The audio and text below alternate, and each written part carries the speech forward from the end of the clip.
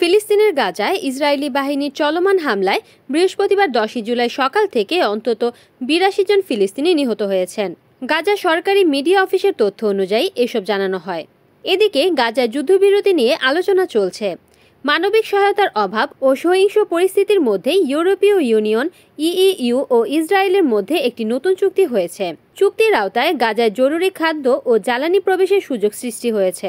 গাজার স্বাস্থ্য মন্ত্রণালয় জানিয়েছে, নিহতদের মধ্যে 15 জন ছিলেন দেইর আল বালাহ এলাকার একটি খাদ্য সরবরাহের জন্য লাইনে অপেক্ষা করা নারী ও শিশু। তাদের মধ্যে 9 জন শিশু ও 4 জন নারী ছিলেন।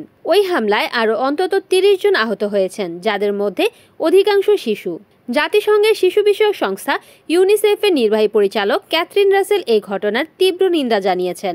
তিনি বলেন, সহায়তা চাইতে এসে যারা প্রাণ হারিয়েছেন, বিষয়টি সম্পূর্ণ অমানবিক।